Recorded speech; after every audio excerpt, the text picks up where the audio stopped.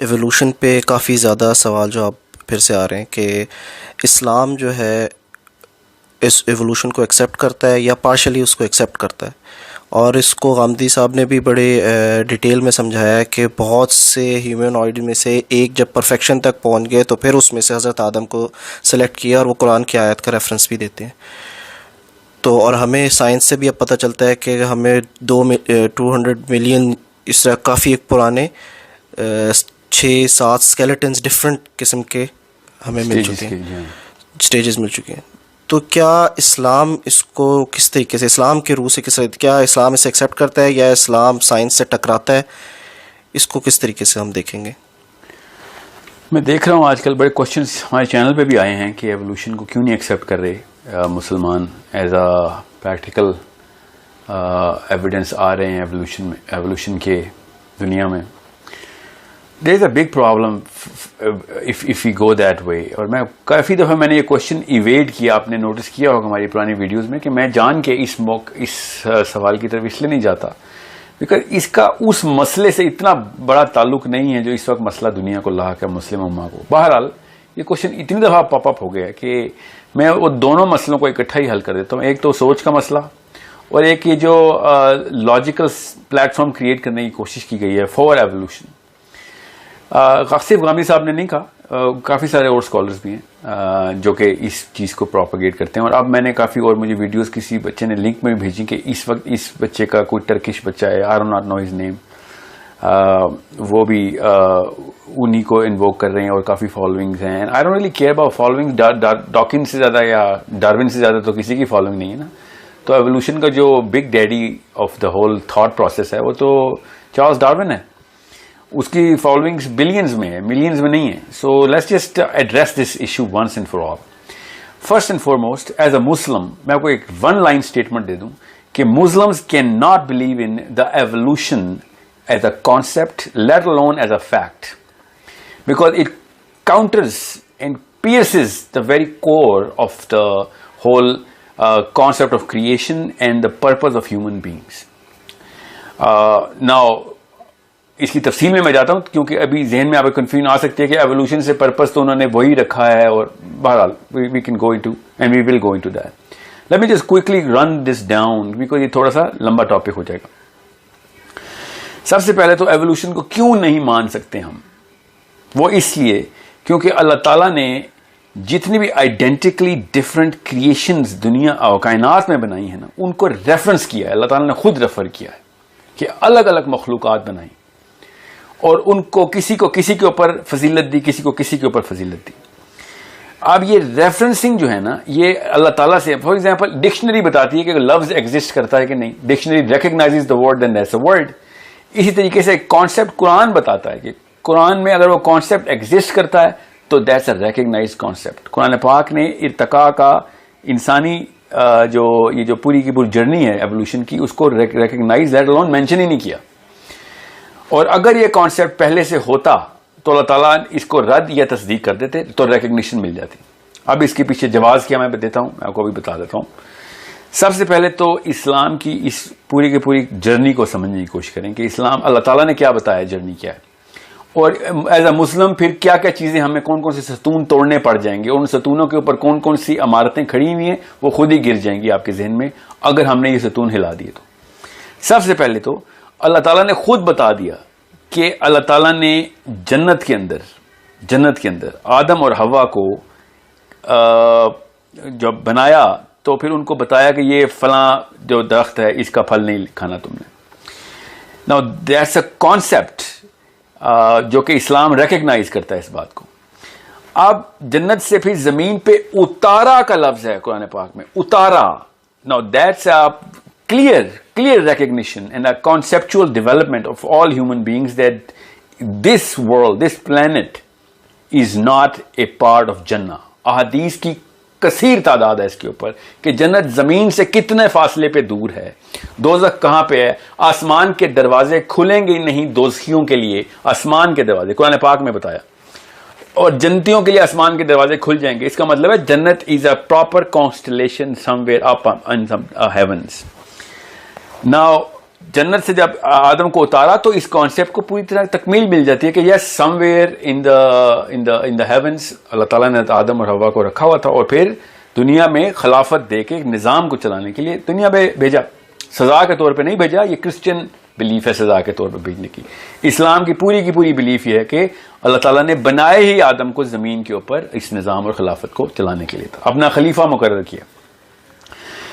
अब रही बात एवोल्यूशन के सैंपल्स मिले हैं 2 million years old fossils have been found of human skeleton which is a humanoid form, Neanderthal, Homo erectus, Homo this, Homo that. I seriously do not think that those people are sane enough to recognize two different streams of thought process, एक Islamic और एक scientific. उनको recognition ही नहीं हो रही इसमें, और वो या तो इधर स्क्यू हो जाते हैं किसी को खुश करने के लिए या अपनी कंफ्यूजन में, या इधर स्क्यू हो जाते हैं। I am gonna give you both in the open.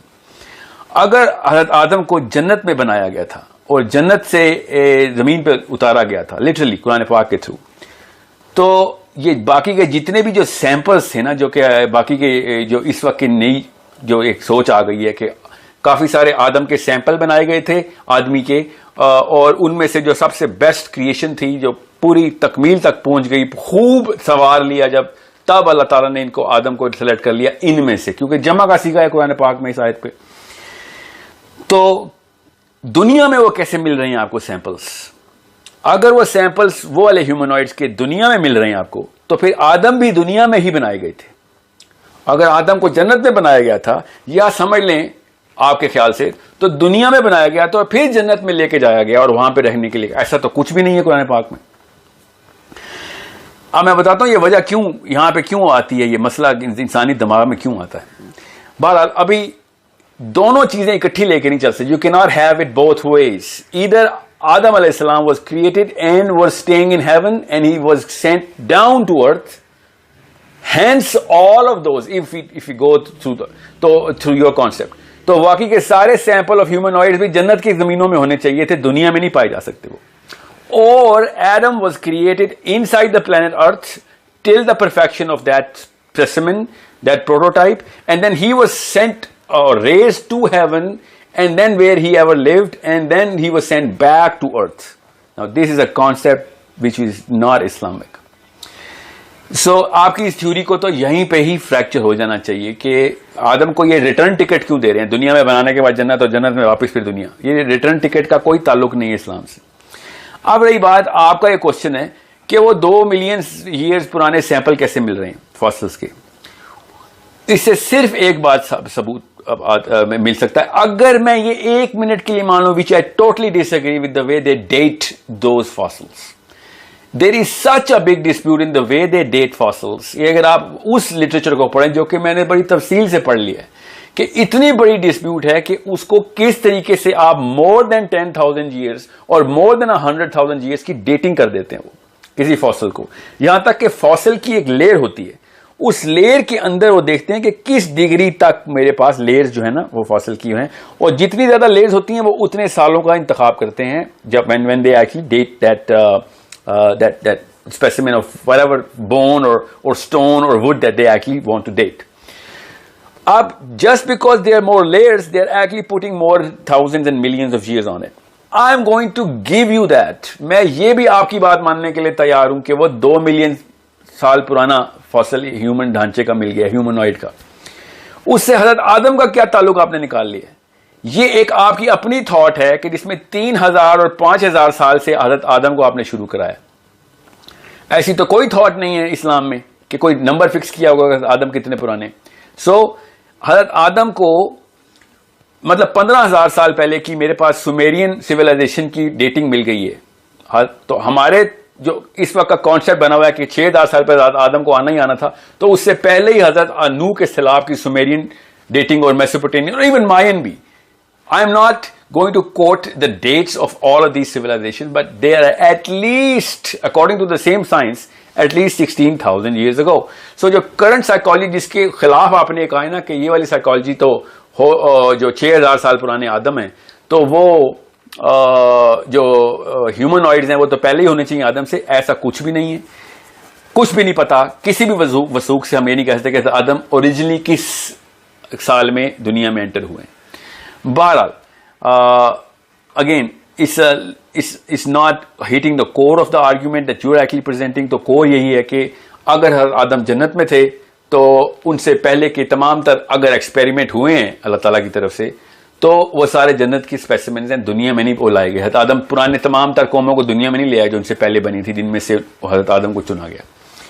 अब यही बात है, हज़रत आदम को फिर दुनिया काफ़ी सारी कौमों में से चुना गया था। तो वो काफ़ी सारी कौमें तो हमें पता है, एटलीस्ट 3 का तो पता है कि फरिश्ते थे, जिन थे और इंसान थे। तो पहला इंसान बनाया, और इनमें से जो टॉप के कंटेंडर्स थे, जिसमें इब्लीस भी था, कंटेंडरशिप में था, उनमें से आदम को अल्लाह ताला ने चुन लिया। ये तो एक एज सिंपल, क्योंकि हदीस भरी पड़ी हैं कि उस वक्त मामलात के चल रहे थे कि जो प्री एडम ईरा के मामलात हैं, और काफी सारी मखलूकात का उसमें उससे अंदाजा लगाया जा सकता है।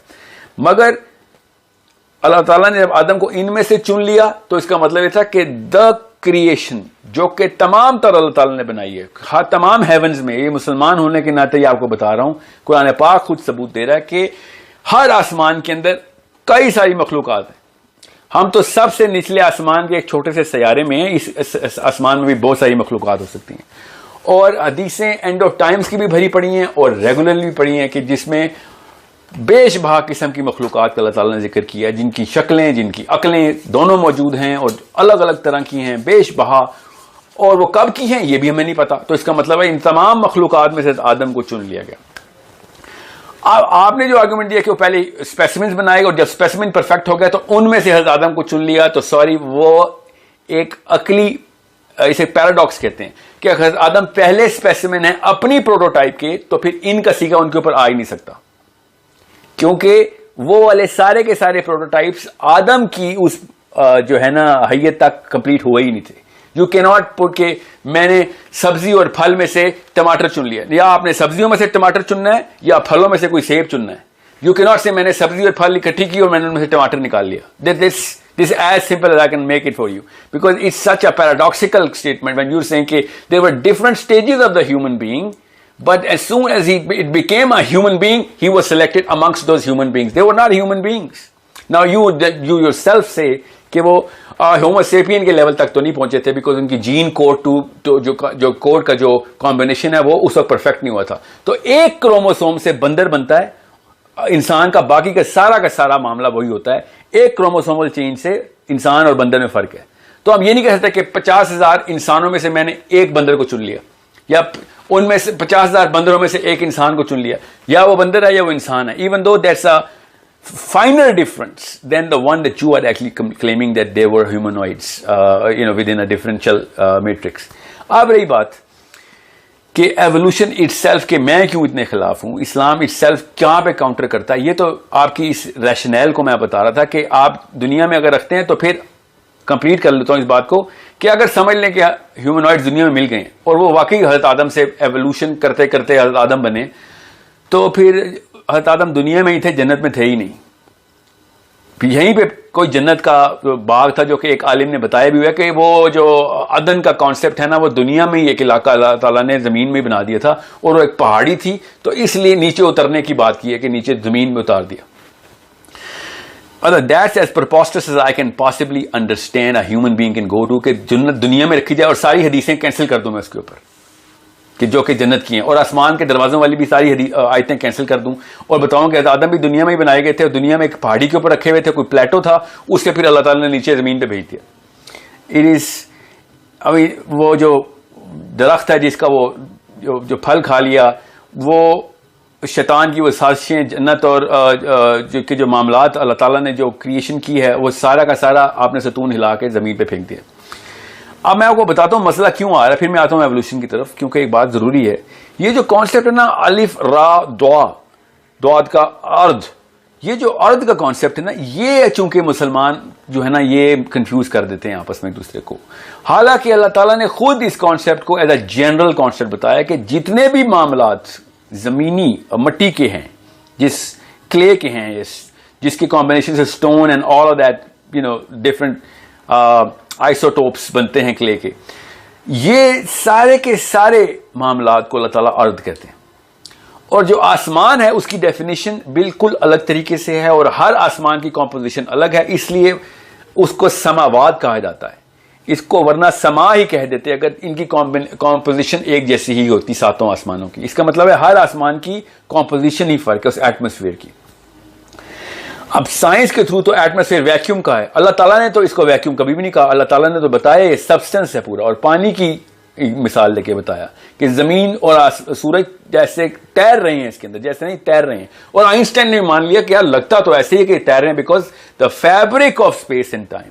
ये जो थ्योरी है ये न्यूटन की नहीं थी, न्यूटन को रिजेक्ट किया आइंस्टाइन ने कि स्पेस वैक्यूम नहीं है, ये प्रॉपर एक मैटर है, इसकी स्ट्रेच से ग्रेविटी क्रिएट हो रही है। और इसको उसने एक फैब्रिक की एग्जांपल लेके बताया कि स्पेस टाइम जो है, स्पेस टाइम एक ही लफ्ज है space time, it is in actual matter on which all of these celestial bodies actually put pressure and that curvature of that spot that they're sitting on creates that circular motion of all of those things, which is the m force of the gravitational between attraction between two bodies inside any and every part of the universe. अब रही बात कि ये सारा कुछ मैं वो क्यों बता रहा हूं, क्योंकि समावाद को अल्लाह ताला ने एक कॉम्पोजिशन बनाई, अलग अलग 7 कॉम्पोजिशन के समावाद बनाए, और अर्थ को एक ही बता दी। इसका मतलब है कि जो मिट्टी हमें इस जमीन पे मिल रही है, राउंड अबाउट इसी तरह के मामलात हमें आपको देखें। सैटर्न का मून गया ना कैसीनी मिशन, उन्होंने वो पत्थर उठाए, बिल्कुल ऐसे पत्थर हैं जमीन पे। मार्स का मिशन गया, रोवर गया, देखा वही वाले उसी तरह की कॉम्पोजिशन के। ये तो हाली हमारे आसमान के अंदर ही है। इसका मतलब है कि जो बाकी के आसमान की जितनी भी मखलूकात हैं, जितने भी समावात हैं, क्योंकि अर्द का भी प्लूरल कॉन्सेप्ट तो कुरान पाक से ही ना कि डिफरेंट जितने समावात हैं उतनी ही तरह की अर्द बनाई अल्लाह ताला ने।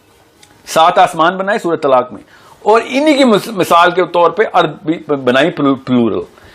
अब ये जब अर्थ का कॉन्सेप्ट आता है तो हम समझते हैं कि हमारी दुनिया ही है बस अर्थ और कुछ नहीं, हालांकि बाकी चीजें साइंस से लेते हैं, और यहां पे आके अचानक आपको अर्थ का कॉन्सेप्ट इस्लामी लेना पड़ता है, जो कि इस्लामी भी नहीं है, इस्लामिक है, बिकॉज जो करंट उलमा कराम ने दिया हुआ है।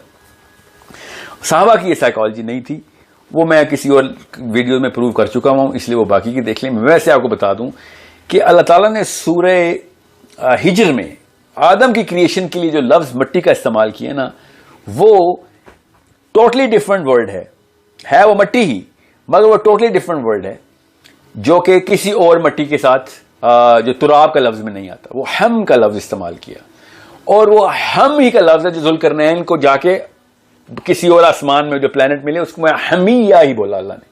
आइन हमिया, हमिया का मतलब है कोई और, वो कोई स्टार डस्ट है या whatever that celestial body is made up of. और अल्लाह ताला ने उस मिट्टी से जो आदम को क्रिएट किया, ये सूरह हिजर की आयत पढ़े आपको पता चले। अब मिट्टी से बनाया और जमीन पे उतार दिया, और अल्लाह ताला ने कह दिया कि अर्थ का कॉन्सेप्ट दिया तो आपने उसको हमारी वाली प्लेनेट अर्थ ही बना दिया। इसलिए भी ये कंफ्यूजन आ रही है। हालांकि अर्थ जो है वो किसी भी प्लेनेट की जमीन को अर्थ ही कहा गया, हमारे इस दुनिया को अल्लाह ताला ने दुनिया ही कहा, और इसके आसमान को समाअत दुनिया ही कहा सूरह मुल्क में। समाअत दुनिया कि सितारे जो में नजर आ रहे हैं, समाअत दुनिया मुज़य्यनस समाअत दुनिया के इस आसमान के ऊपर हमने लैंप्स लगाए। अब इससे यह बात तो क्लियर हो गई कि अल्लाह ताला जब अर्थ कहते हैं तो उसका मतलब जमीन में ही है, और जमीन पे नहीं बनाया अल्लाह ताला ने आदम को। आपको अगर ह्यूमनॉइड इधर मिल रहे हैं तो आपको बाकी के प्लैनेट्स में भी बड़ी चीजों के फॉसिल्स मिल जाएंगे। और यह बात सूरह कहफ से ही साबित हो जाती है कि याजूज माजूज चूंकि आदम के बेटे हैं, बच्चे हैं, और याजूज माजूज तो इस प्लेनेट पे है नहीं, तो उसके लिए भी बाकी की वीडियोस देख लें, उसकी तफसील में नहीं जाऊंगा। तो अल्लाह ताला ने आदम को जैसे बनाया था उस कॉन्सेप्ट के ऊपर, जिस मिट्टी के ऊपर वो बने हैं, उस मिट्टी पे हदीस ही है कि आदम का सीमन मिट्टी पे गिरा, उसमें से याजूज माजूज पैदा हुए। So that is a totally different kind of clay. However, it is clay, it's an isotope of this very element, so it has a totally different property, and this is why we are totally confused, because हम अर्थ को सिर्फ दुनिया लेते हैं कि बस अर्थ का लफ्ज आ गया दुनिया बस, हालांकि अर्थ को टोटली डिफरेंट मतलब, और उसको अपने उस कॉन्टेक्स्ट के अंदर लेना है आपने, क्योंकि कुछ जगहों पे अर्थ का मतलब वाकई ये प्लेनेट ही है, कुछ जगहों के ऊपर इस प्लेनेट को दुनिया कहा है, कुछ जगहों के ऊपर बाकी के प्लैनेट्स को अर्थ कह दिया अल्लाह ने। सो दिस इज वाई, ये चूंकि ये कॉन्सेप्ट नहीं है, इसलिए अचानक we fall prey to the word of evolution. Now अब रही बात एवोल्यूशन के ऊपर। एवोल्यूशन इटसेल्फ के अंदर मसला क्या है, मैं क्यों नहीं मान रहा? पहली बात तो ये सारे के सारे सतून गिर जाएंगे हमारे, ठीक है, जन्नत जमीन पे लेके आनी पड़ेगी, और हज़रत आदम की जो डेटिंग है वो पीछे लेके जानी पड़ेगी, and so on so fourth, वरना मुझे कोई मसला नहीं है एवोल्यूशन को मानना। हालांकि एवोल्यूशन के जो बाकी के मसले हैं मैं आपको बताता हूं। अब मसला मुझे क्या है एवोल्यूशन से, वो ये कि एवोल्यूशन की बेसिस नहीं पता इन लोगों को, जो अपने आप को इस्लामिक स्कॉलर समझ के एवोल्यूशन को बीच में दाग रहे हैं। वो क्या, एवोल्यूशन का कॉन्सेप्ट पढ़ेंगे तो आपको पता चलेगा। एवोल्यूशन ये कहती है कि इंसान, कुत्ता, बिल्ला, खच्चर, घोड़ा, हाथी, दरख्त, पौधे, सारा कुछ शुरू में एक सेल था, उसके बाद नबातात अलग हुई, फिर हैवानात की बारी आई, और हैवानात के लिए एक सिंगल सेल ऑर्गेनिज्म जो एक जरासीम था, वहां से सारे के सारे लिविंग क्रीचर्स ने निकलना। अब तो छिपकली से लेके बिल्ली, मछली, सारा का सारा लिविंग क्रीचर जो फाइलम एनिमेलिया है, वो सारा का सारा एक सिंगल सेलुलर एनिमल से स्टार्ट हुआ। Now my question to all the evolution believer is that when this one cell was going on through, when at this, what stage did it actually develop the brains to understand the future of how to survive as a reproductive organism? This cannot be done in trillions and trillions of years rather than just millions, a few millions of years जो आपने बना दिए। Understand what I'm trying to tell you. This little organism, which is smaller than the coronavirus, when can it possibly and how can it possibly develop that brain function to understand that I need a woman and I need a man so that they can mate together to reproduce?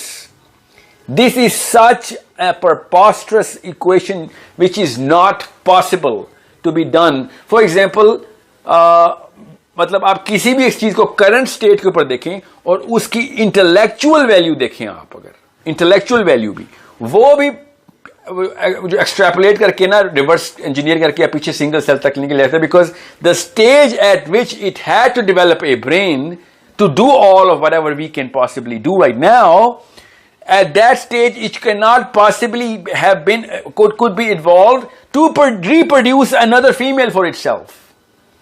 So it has to have two different brains coming in at a structure where they have not reproduced yet through a sexual course. And I'm just talking about the meiosis process here. There is so much problem with this theory of evolution, and this theory, please do not respect any theory. हजार theories हैं जो कि E equals mc square है, वो भी theory है, तो Darwin की भी theory है. There are a lot of ways through which a theory is determined a theory, and that is mostly in terms of all of this biology that Darwin was creating. It was a supposition based on literally no constants that he declared. आप मुझे evolution की constants बताएं तब आपको पता चलेगा. मैं science का स्टूडेंट इसलिए बता रहा हूं, मैं खाली आपको अपनी ओपिनियंस नहीं यहां पे दाग रहा हूं. जब आइंस्टाइन ने कहा ना इक्वल्स एमसी स्क्वायर, तो उसने एक कांस्टेंट डिक्लेयर किया और दो वेरिएबल्स डिक्लेयर किए हुए हैं. कांस्टेंट उसने कहा अभी टेस्ट कर लो, वेरिएबल्स क्रिएट करते ही आपको ये क्वेश्चन मिल जाएगी. आप मुझे ये बता दें डार्विन ने कौन सी जगह के ऊपर ये चीज कांस्टेंट करवाई है कि यहां पे मैं तुम्हें सबूत दिखा देता हूं इस चीज के, बाकी के वेरिएबल जैसे मिलेंगे आपको नजर आ जाएगा. And you know what he used as constant? I'll tell you what he was supposing कि मैं उसकी presupposition का constant की क्या है. उसकी presupposition है time, कि अगर time अगर मुझे इतना मिल जाए तो मैं आपको दिखा दूंगा. और मैं आपको टाइम ही के थ्रू उसको कॉन्ट्राडिक्ट करके बता रहा हूं यहां पे एवोल्यूशन को, कि अगर एवोल्यूशन का टाइम के साथ किसी भी लेवल का कोई ताल्लुक होता तो हमें इंटरमिटेंट स्पीशीज ज्यादा तादाद में मिलती. ओरिजिनल स्पीशी इंसान की जो है वो कम फॉसिल में मिलती, जो ह्यूमनॉइड्स मिले आपको 2 मिलियन के. जो इंटरमिटेंट स्पीशी मिलती, जो घोड़े और जिराफ के बीच की है, वो बहुत कसीर तादाद में फॉसिल मिलते उसके. मछली और इंसान की स्टेजेस जो हैं वो अरबों में होनी चाहिए थी, उनके फॉसिल में से एटलीस्ट एक तो मिल जाता. We have absolutely no way to accept the fact कि जो सबसे हाईएस्ट प्रोबेबिलिटी है उन फॉसिल्स की मिलने की वो तो मिल नहीं रही, और जिसकी लीस्ट प्रोबेबिलिटी है मिलने की वो मिल गई. Now the question in everyone's mind should be, तो वो किन चीज के फॉसिल मिल रहे हैं हमें फिर? हमें बीच के किसी भी स्टेज के इंटरमीडिएट स्टेज के फॉसिल नहीं मिल रहे. आयरॉनिकली वो ज्यादा नीचे दब गए जाके. हालांकि ये सबसे नीचे दबने चाहिए. मैंने आपको लेयर कॉन्सेप्ट बताया ना, सबसे नीचे तो ये होने चाहिए. इंटरमीडिएट स्पीशी तो सबसे ऊपर होनी चाहिए, सबसे आसानी से इसके फॉसिल मिलने चाहिए थे. सिवाय रॉक्स के, वो भी सेडिमेंट्री रॉक्स के अंदर उन्होंने एक अमीबा को टेस्ट किया है कि इसकी देखो स्टेजेस कैसे चेक किए हैं उन्होंने। Again not going into technical details, let me tell you of how to look at it as a Muslim, कि जब आपको इस तरह के ढांचे मिलते हैं तो ये फर्दर प्रूव कर देती है कि इंटरगैलेक्टिक चीजें दुनिया में आती भी रही हैं और जाती भी रही हैं, आती भी रहेंगी और जाती भी रहेंगी। और दाबतुल अर्द का कॉन्सेप्ट बहुत आसान करके ये बात बता देता है कि किसी और वो वाले परिंदे जिन्होंने याजूज माजूज को उठाना है आके, वो वाले अबाबील जो सूरह फील में आए हैं, ये सारे के सारे एक्स्ट्रा ऑर्डिनरी गिफ्ट्स लेके जो आते हैं परिंदे, इंसानों को करोड़ों अरबों की तादाद में इंसानों को उठा उठा के पानी में फेंक रहे हैं अपने घोंसलों में ले जाने की बजाय। परिंदे तो पानी में नहीं रहते, नेचुरल परिंदा तो कोई अपना शिकार उठाता है, समझ ले इतना ताकतवर परिंदा निकाल भी लूं, और अरबों की तादाद में अल्बेट्रॉस आ रहे हैं, सदरन अल्बेट्रॉस दुनिया में आ रहे हैं क्योंकि सबसे बड़े परिंदा है वो आके याजूज माजूज को उठाता भी है, तो वो पानी में क्यों फेंकता है, अपने घोंसले में क्यों नहीं लेके जाता? Why is he cleansing according to some divine commandment which rhymes so well with the Quran and Hadith? And सूरह फील के अंदर वो अबाबील कौन सी दुनिया के ऐसे अबाबील हैं जो कि आपने रखे हुए हैं, जो कि एक पत्थर उठाते हैं सल्फर का पत्थर उठाते हैं, उनको कुछ नहीं होता उस पत्थर से समहाउ, और वो पत्थर इतने एक्यूरेसी से मारते हैं आके कि तमाम तर लश्कर जो है वो भूस बन जाता है और उसको आग लगी हुई होती है। हमें एज अ मुस्लिम ये बात हमारे लिए एक बहुत कैजुअल सी बात होनी चाहिए कि एक्स्ट्रा टेरेस्ट्रियल चीजें और मखलूकात और जानवर, मैं मिसाल एक और देता हूं आपको, दाबतुल अर्द की जो हदीस है, जो आखिरी निशानी का मतलब है कि जब ये सब हुज्जत जो उनके ऊपर जितनी भी निशानियां कुरान और हदीस की हैं और याजूज माजूज की हैं और दज्जाल की हैं, ईसा की हैं, ये भी खत्म हो जाएंगी जब लोगों ने नहीं मानना और फिर भी एवोल्यूशन लगे हुए होंगे उस वक्त, तो अल्लाह ताला आखिरी निशानी के तौर पे एक ऐसा क्रीचर भेजेगा। दाबतुल अर्द का मतलब क्या है, जमीन से निकलेगा, यही बताएगा ना, मगर अर्द का अगर आप जनरल कॉन्सेप्ट लें तो वो भी इंटरगैलेक्टिक चीज ही है, और वो आके इनसे बाकायदा बातें करेगा और वो बनी इसराइल के खिलाफ आर्ग्यूमेंट देगा, क्योंकि वो बनी इसराइल से एड्रेस करते हुए अल्लाह ताला ने आयतें बताई हैं दाबतुल अर्द की। And that animal will speak. How can you possibly adhere as a Muslim, आप कैसे मान लेते हैं कि एक जानवर बातें करता है? कुरान पाक में लिखा हुआ है, और अगर आप ये मान सकते हैं कि एक जानवर बातें करता है तो आपको क्या मसला है बाकी की तमाम चीजों को रिफ्यूट करने का? आपको इतनी अगर साइंस का शौक है ना, जो कि देखो अच्छी बात है, एक पैरेलल स्टडी है, जितना अल्लाह ताला के कुरान के कॉन्सेप्ट की वैलिडेशन में आ जाए तो मान लें, जो चीजें नहीं आ रही उसको जबरदस्ती क्यों रेकनसाइल करने की कोशिश कर रहे हैं? और अगर आपको प्रॉपर इल्म नहीं है कुरान पाक के तमाम स्पेक्ट्रम का, हदीस के तमाम स्पेक्ट्रम का, थॉट के पूरे पिरामिड का, तो फिर इस तरह की कंफ्यूजन आएंगी। कहीं पे इस्लाम के अंदर एवोल्यूशन घुसा रहे होंगे, तो कहीं पे इस्लाम के अंदर एवोल्यूशन और एवोल्यूशन के अंदर Islam. And it's not just evolution, it's the reason why evolution actually came into being. That's what you need to know. इंतहाई ज्यादा, how obtuse can you be as human beings, as conscious thinkers, कि जब आप इतना ही ना पता हो कि डार्विन की थ्योरी का इंपैक्ट असल में कौन सी कॉज के ऊपर जाके लगता है आके, और ये अखलाकियात के तमाम तर पहलू पाश कर देता है, इंसाफ के तमाम तर पहलू पाश कर देता है, मोरालिटी को जड़ से उखाड़ के फेंक देता है एवोल्यूशन का concept. Because if we came from just a single cell and we are going to go back into the same cycle of vegetation or whatever word or tree I'm going to go back and into the whole process, then why am I even here? मैं क्यों करूं फिर नेकी के काम? If there is a kun, अल्लाह ताला का फरमाया हुआ कुन मेरे पीछे, और उसके पीछे रूह की इंस्टॉलेशन मेरे जिस्म के अंदर, और जिस्म की इंस्टॉलेशन में रूह के अंदर, और उस नफ्स की तमाम तर जो मैनिफेस्टेशन है उसको किस तरीके से ताबे करना है, उसका मकसद क्या है, वो नहीं मानूंगा मैं, और वो एवोल्यूशन से साबित नहीं हो सकता। इसलिए मैं एवोल्यूशन के इस कॉन्सेप्ट के खिलाफ हूं, ताकि आपको पता चले कि अल्लाह ताला ने कौन सी दुनिया बनाई हुई है, एवोल्यूशन से नहीं बनाई हुई दुनिया। क्योंकि एवोल्यूशन वाले भी बड़े प्रो क्रिएशनिस्ट हैं, कहीं पे मिक्स होते हैं कि हाँ तो अल्लाह ताला ने भी एवोल्यूशन ही का हुक्म दिया हुआ है, तो क्या होगा इसमें? अल्लाह ताला ने एवोल्यूशन का हुक्म दिया हुआ है तो मान लेते हैं, तो बाकी की सारी चीजें डिलीट करें फिर, कहता आदम को जन्नत में भी बनाया था, कुरान की वाली आयतें फिर तनसीख में लेके आए कि नहीं वो वहां पे कोई कंफ्यूजन आई है, या फिर कंफ्यूज्ड हाइब्रिड मॉडल बनाए मुसलमानों का कि जन्नत भी दुनिया में ही थी, सारे ह्यूमनॉइड्स भी दुनिया में थे, और फिर जन्नत का एक छोटा सा पहाड़ था या वो बड़ा पहाड़ था जो दुनिया में कोई बड़े पहाड़ में नजर आ रहे, उनमें से एक निकाल लें और अल्लाह ताला ने उसमें से दुनिया में जमीन में भेज दिया वापस, which is against the very core of all of those. इस्तिलाही मतलब भी मुहावरे के मतलब भी उन आयात के जिसमें अल्लाह ताला और हज़रत आदम के बारे में अल्लाह ताला जो बता रहे हैं और इस पूरे के पूरे सिस्टम के बारे में और मकसद बता रहे हैं, और फिर जो भी अखलाकी पहलू निकलते हैं इस तमाम स्टोरी के। It's not a parable for the sake of telling a story. Adam अलैहिस्सलाम is the cause, he addresses the cause of why we are here. Any and every human being who wants to know his purpose in this planet, जो कि अंदर की आवाज है आपकी, वो आदम को जाके इन्वोक करता है कि मेरे बाप को क्या मिशन मिला था जो मैं दुनिया में आया, वरना आप कहां से पर्पस निकालते हैं? एवोल्यूशन के बाद तो कोई पर्पस की वजह ही नहीं बनती। सो इट्स अ बिगर प्रॉब्लम जो कि मतलब बेस हिला देता है एक मुसलमान की। सो या कुरान मान ले लिटरली, या फिर एवोल्यूशन को मान ले। और ये जो हाइब्रिड मॉडल निकालने की कोशिश कर रहे हैं, ये एक अपोलोजेटिक माइंडसेट है जो कि अल्लाह की बजाय लोगों को खुश कर रहे हैं आप कि मैं भी साइंटिफिक हूं, मैं बड़ा क्रिटिकल थिंकर हूं, मैं बड़ा इल्म रखता हूं। Are you kidding me? Darwin के अपने फर्स्ट जनरेशन स्टूडेंट ने डार्विन को रिफ्यूट कर दिया था because of the lack of science that he had in his book, in his theory.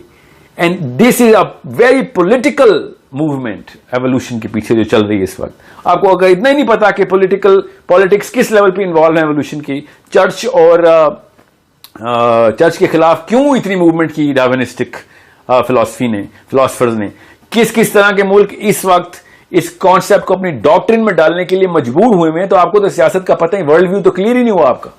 तो फिर आप होते कौन है ये बात करने वाले कि मजहब में इंटरवेंशन करें? आप रिलीजियस डॉक्ट्रिन के अंदर आप इंटरवेंशन ना करें। आप पहले पॉलिटिकल वो जो है ना किताबें खोल के देखें और आपको पता चले कि यूरोप में चल क्या रहा था जब डार्विन की किताबें पब्लिश हो रही थी। तो उस वक्त क्यों उसको प्रो डार्विनिस्टिक जो लॉबी है उनको क्यों फंड कर रही थी? क्योंकि जो प्रो चर्च लॉबी थी वो किस बेस के ऊपर अपने जो हैंडल्स हैं वो क्रिएट करने की तोड़ रहे थे ये उनके चर्च के हैंडल्स को, और वो रिएक्शन के तौर पर बचा रहे थे। They had to publish Darwin at every possible level because church और स्टेट की लड़ाई यूरोप में 300 साल तक खून रेजी के मकाम तक पहुंची थी। ये तो later part of the 18th century में तो अगर डार्विन ने किताब ना लिखी होती तो कोई और इनमें से कोई प्रेसिडेंट लिख देता, जो कि इस वक्त के जो पपेट्स हैं सियासत के, जो इस वक्त के जो फ्री थिंकर्स अपने आप को कहने की कोशिश कर रहे हैं। Again not going into the political side of things, if you do not know why Darwin is propagated then you don't even deserve the right to speak about Darwin और even against him. I know कि मैं इस्लाम को propagate क्यों कर रहा हूं, because I know का पॉलिटिकल रिपरकशंस क्या है इसकी, as well as moral repercussions, as well as psychological repercussions. So it's a preposterous thing to even think about के आदम से पहले के तमाम क्रिएशंस दुनिया में ही पाई गई, मगर आदम जन्नत में पाए गए और दुनिया के अलावा अर्थ कोई है ही नहीं कॉन्सेप्ट। और उसके बाद एवोल्यूशन को पार्शली मैं मान लूं, पार्शली ना मानूं, सेडिमेंट्री रॉक के अंदर जो है वो एक अमीबा का सबूत लेके आऊं और पूरे के पूरे पर्पस ऑफ यूनिवर्स को हिला के रख दूं, और तमाम जो है ना डिवाइन लिटरेचर उसकी पूरी की पूरी बुनियाद को एक सेडिमेंट्री रॉक के अमीबा की ट्रांसफॉर्मेशन स्टेज के ऊपर जाके ठहरा दूं। This is as stupid as it gets when it comes down to any sort of movement जो कि एक इंडिविजुअल अपने अंदर क्रिएट करे, अपनी फैमिली के अंदर क्रिएट करे, या फिर बिकॉज ऑफ डार्विन अब पूरी की पूरी जो है ना universities of the world academia को डार्विन घुट्टी में पिलाया जाता है कि इसके बगैर मुझे एक पाई नहीं देंगे अगर तुम्हें यूनिवर्सिटी चलानी है। तो you do not know that then you do not have the right to hold a microphone. I hope this clarifies कि एज अ मुस्लिम आपको किस तरीके से देखना है, लेट अलोन के कॉन्शियस और क्रिटिकल थिंकर क्या होता है। Thank you very much Sahil, आपने एवोल्यूशन को भी काफ़ी बेहतर तरीके से क्लियर कर दिया और इस्लामिक कॉन्सेप्ट को भी, और जो गांधी साहब ने भी किया उसको भी बड़े अच्छे तरीके से एड्रेस किया। Thank you very much.